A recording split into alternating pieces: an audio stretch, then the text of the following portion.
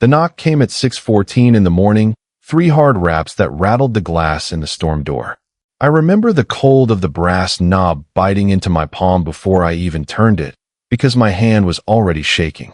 A deputy sheriff stood on my porch in the gray light, a clipboard against his chest, breath fogging in front of him. Behind him, parked crooked on my own driveway like she owned it, sat my sister-in-law's white SUV, engine running, headlights still on. "Sir," the deputy said, "I need you to read this notice carefully. You have 30 days to vacate." I looked past his shoulder. Through the tinted windshield, I could see her, phone in one hand, coffee in the other, laughing. I hadn't even asked what the papers said yet. "My name is Frank Delaney. I'm 63 years old, and for 31 years I ran Delaney's Hardware and Feed out of a building on Route 9 that my late wife Carol and I bought. With a $14,000 down payment we scraped together from 2 jobs and a wedding gift from her father. By the time Carol passed 5 years ago, that store, and the 2-story house behind it where I'd lived my entire adult life, was worth, on paper, $612,000. I don't say that to brag.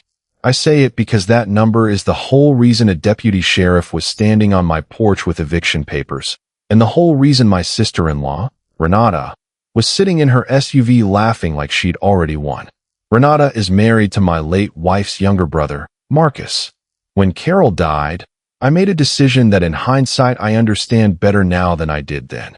I let Marcus and Renata move into the small guest cottage on the property just until they got back on their feet. That was 4 years ago. I never once thought I'd need a lawyer to get my own name off a piece of paper that had never been theirs to begin with. I found out 3 weeks before the knock, at what should have been an ordinary Sunday dinner. I'd come in through the side door with a casserole dish still warm through the oven mitts, and I heard Renata's voice before I saw her. Bright, performative, the voice she used when she wanted an audience. She was sitting at my dining table in a cream silk blouse I recognized because I'd complimented it once and she'd said, "Oh, this old thing," which even then I knew was a lie.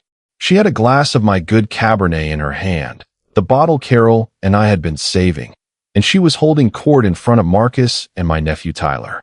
"Honestly," she was saying, swirling the glass, "once the transfer clears, we redo the whole downstairs. Rip out that ugly hardware counter, put in an actual kitchen island. He'll never even notice. He barely reads his own mail anymore." Tyler laughed. Marcus didn't say anything. Nobody heard the screen door. I stood there holding a casserole dish that suddenly felt like it weighed 40 pounds, and I said nothing. I set the dish down, smiled, and said dinner was ready. That night, I didn't sleep. I lay in the dark going over one sentence in my head.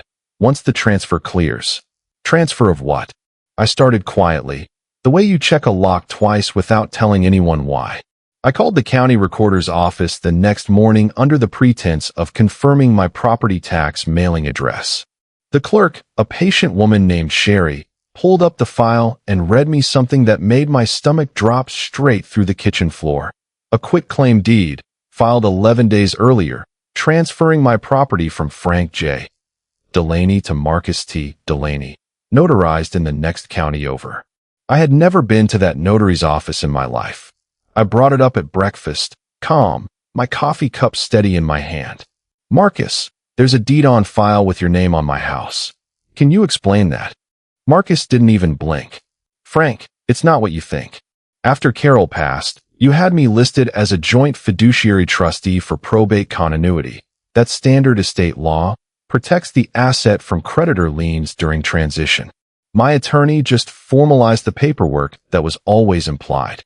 It was a wall of jargon built to sound like safety." I nodded slowly, like I understood, like I believed him. "Oh, okay. That makes sense," I said. It made no sense at all. I called my late wife's old attorney, a sharp, no-nonsense woman named Helen Weiss who'd handled our will. She read the deed over the phone and went quiet in a way that told me everything. "Frank," she said finally, "there's no such thing as a fiduciary transition transfer in probate law. This is a fabricated deed. Someone signed your name."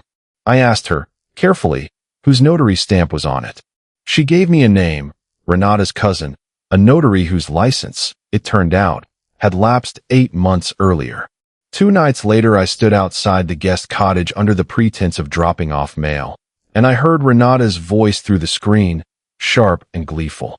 He signed it himself, practically. She was saying to someone on speakerphone. Later, I'd learn it was Tyler. Old man doesn't read anything past the sports page. By the time he figures it out, the refinance will already be through, and we'll have the equity cashed out before he can blink. The refinance. Not just the deed. They'd already taken out a loan against my house. I drove 40 minutes to a branch of a bank I'd never used, paid a small fee for a credit report pull under my own name, and there it was in black and white.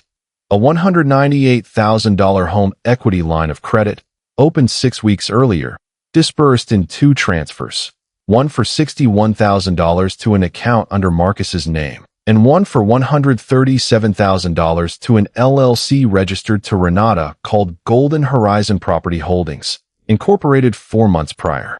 They weren't renovating a kitchen. They were selling my house out from under me before I was even cold. That night, I made a decision, sitting alone at my kitchen table with Carol's old reading glasses pushed up on my head, looking at bank statements by lamplight. I decided to become exactly what they already believed me to be. The next morning, I let my shoulders round.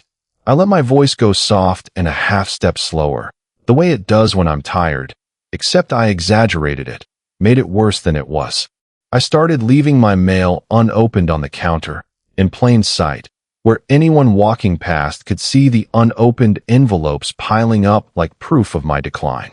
I asked Renata to help me understand my own bank statements, and watched her explain numbers to me with barely concealed delight, like she was reading a bedtime story to a child. I even bought a pair of drugstore reading glasses, thick and unfashionable, and wore them low on my nose during every conversation, squinting at documents I already understood cold. Let them think the door is unlocked, I told myself. A thief never checks twice on a door that's already open. Inside, I was doing something else entirely. I was documenting. I set the bait on a Tuesday. I accidentally left a folder on the kitchen counter labeled, in my own shaky-looking handwriting, Frank, life insurance and final wishes, do not lose. Inside was a single fabricated document, a note stating that in the event of my death, the property would pass entirely and irrevocably to Marcus. No probate, no contingency. It was bait. There was no such document filed anywhere. But I needed to know how far they'd go if they believed the house was as good as theirs, permanently, on paper, forever. I also did something Renata never once considered, because she never once considered me capable of it. I called my nephew's roommate, a young man named Diego who did IT contract work, and had him install a small battery-powered camera inside the fuse box on the porch, angled at the front door and driveway, feeding to an app on my phone. I bought it with cash at an electronics store 2 towns over, so there'd be no trace on a card statement Renata might snoop through. For 4 days, nothing. Then, on the 5th night, my phone buzzed under the dinner table while Renata was mid-sentence about closing costs. I didn't look down. I let it buzz twice, into voicemail, and kept my face soft and confused, nodding along to whatever she was saying about escrow. Later, alone in my room, I watched the footage. Marcus and Renata on my porch at 11 p.m., voices low, going through my insurance folder under a flashlight. He really thinks Carol set this up, Renata whispered, laughing quietly. He's going to sign anything we put in front of him at this point. Just get the notary friend to backdate the eviction filing, Marcus murmured. Deputy serves it. He panics. He moves into that assisted place Tyler found, and we're done arguing about it. There it was. Not implied, not deniable, said out loud, on camera, in their own voices. A plan to evict me from my own home using a forged deed and a fraudulent filing. Time to a fake insurance document I'd planted myself. I had everything I needed. I just needed the right room to say it in. I chose my 63rd birthday dinner. Fitting, I thought. Carol always said birthdays in this family were where the truth came out, one way or another.